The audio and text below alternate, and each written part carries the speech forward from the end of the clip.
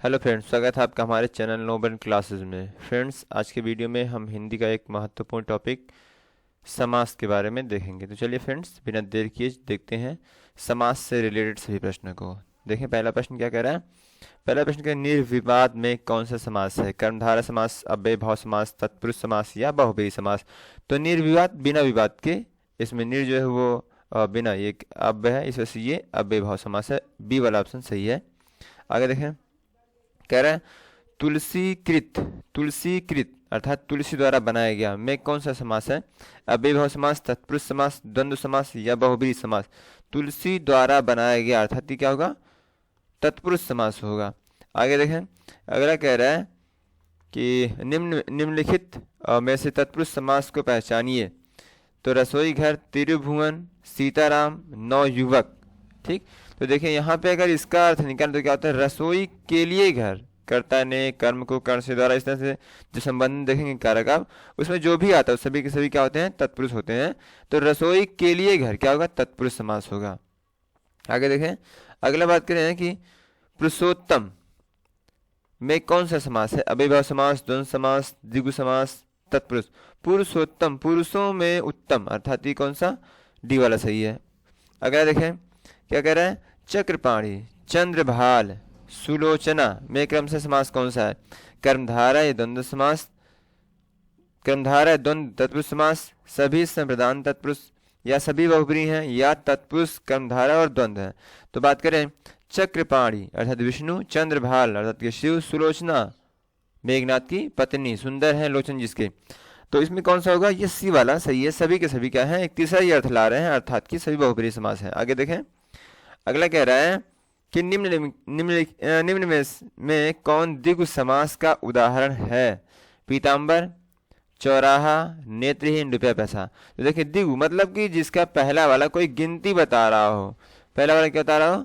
कोई गिनती बता रहा हो, वो होता है हमारा द्विगु समास। तो यहाँ पे देखें चार राहों का एक समूह अर्थात कि चौराहा, ये सी वाला यहाँ सही है। आगे देखें, अगला प्रश्न कह रहा है कि निम्न में से द्विगु समास का उदाहरण कौन सा है?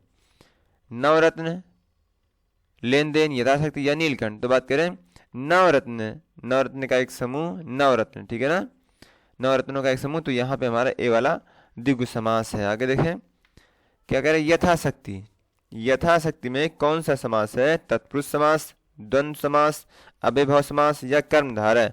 तो यथाशक्ति, शक्ति के अनुसार, या यथा एक अव्यय है तो यहाँ पे हम कह सकते हैं ये अव्ययीभाव समास है। सी वाला सही है।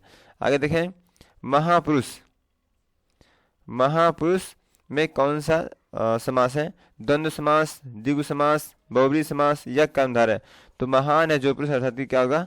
कर्मधारय समास। आगे देखें, गुणहीन में कौन सा समास है? कर्मधारय है या तत्पुरुष है या अव्ययीभाव है या द्वंद्व समास है? तो गुणहीन अर्थात कि गुण से हीन, गुण से हीन, तो क्या होगा हमारा? तत्पुरुष समास होगा। आगे देखें, अगला है अनपढ़। अनपढ़ पद में कौन सा समास है? द्वंद्व है या द्विगु है या तत्पुरुष है या कर्मधारय है? तो सही ऑप्शन है सी वाला तत्पुरुष समास अनपढ़ में। आगे देखें, अगला प्रश्न है, कह रहा है कि इनमें से तत्पुरुष समास किन शब्द में है? भयभीत, भरपेट या विद्याधन या पंचवटी? तो बात करें पहला वाला भय से भीत से आया तो ये क्या होगा? तत्पुरुष समास होगा। भय से भीत, ये पहला वाला ये भयभीत। आगे देखें, अगला कह रहा है घनश्याम में समास है, तत्पुरुष समास है, कर्मधारय समास है, बहुब्रीहि समास है या अव्ययीभाव? तो घनश्याम अर्थात कि हम कह सकते हैं कौन? श्री कृष्ण, श्री कृष्ण। ये तीसरा ही अर्थ आ रहा है तो हम कहेंगे कि हमारा क्या सही है? सी वाला सही है। आगे देखें, अगला देखें, कह रहे हैं कि जब दो शब्द समास बनकर तीसरे शब्द का विशेषण बन जाए तो उसे क्या कहते हैं? तो उसे कहता है द्विगु कहते हैं या द्वंद्व कहते हैं या बहुब्रीहि कहते हैं या कर्मधारय? तो जब दो मिलकर एक तीसरा अर्थ दें, तीसरे को प्रधानता दें तो इसमें होता है क्या? बहुब्रीहि समास। सी वाला सही है।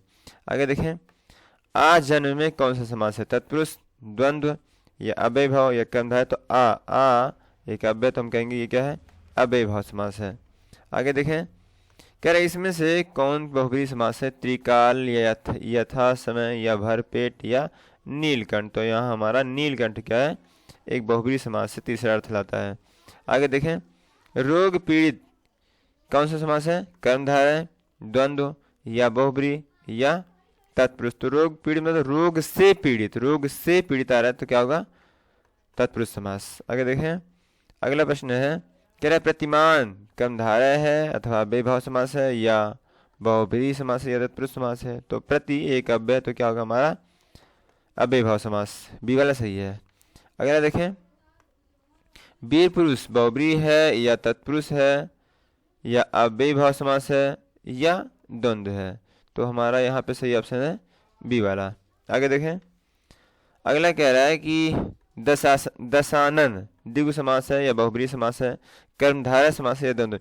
तो दशानन धरती से 10 सिर हैं, अर्थात कि हम कहेंगे रावण, तो एक तीसरा अर्थ हो रहा है तो क्या कहेंगे हम? ये हमारा हो जाएगा बहुब्रीहि समास, बी वाला सही है। आगे देखें, अगला है निशाचर में कौन सा समास है? बहुब्रीहि समास है, तत्पुरुष है, अव्ययीभाव समास है या कर्मधारय। निशाचर मतलब कि रात्रि में गति करने वाला, चलने घूमने फिरने वाला, तो यह हमारा क्या होगा? में आ रहा है तो होगा हमारा तत्पुरुष। आगे देखें, नीलोत्पल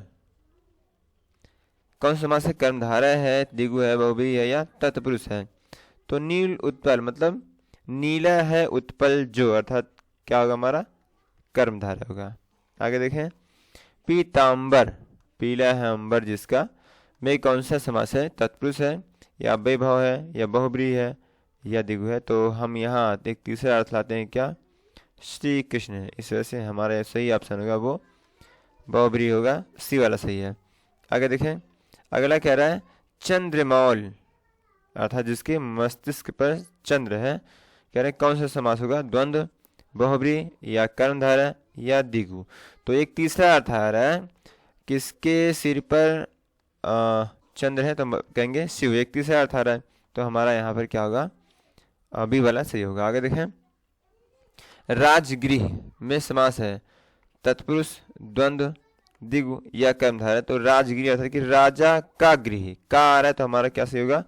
तत्पुरुष समास, ए वाला सही होगा। आगे देखें, प्रश्न में कह रहा है निम्नलिखित में से द्विगु समास नहीं है, पंचानन या त्रिवेणी, नवरत्न है या फिर नववधु है। देखिए सभी में एक संख्या दिखाई दे रही इन तीनों में, लेकिन ये नवरत्न नववधु कहने का मतलब नई वधु है, यहाँ पे ये अर्थ है, तो हमारा ये वाला द्विगु समास नहीं है। आगे बात करें, राजकाज में कौन सा समास है? द्विगु है, बहुब्रीहि है, द्वंद्व है या जो है तत्पुरुष समास है। तो राज का अर्थ है कि राजा का काज या राजा का कार्य, तो का आ रहा है तो हमारा क्या होगा? तत्पुरुष समास होगा, डी वाला। आगे देखें, अगला है, कह रहा है कि प्रतिदिन में कौन सा समास है? द्विगु समास है, अव्ययीभाव समास है या कर्मधारय है या तत्पुरुष है। तो प्रति एक अव्यय है और हमारा सही होगा बी वाला अव्ययीभाव समास। तो फ्रेंड्स इस वीडियो में इतना ही, मिलेंगे फिर अगली वीडियो में। यदि वीडियो आपको अच्छी लगी हो तो उसे लाइक कीजिए और चैनल को सब्सक्राइब कीजिए। मिलते हैं फिर अगली वीडियो में, तब तक के लिए गुड बाय।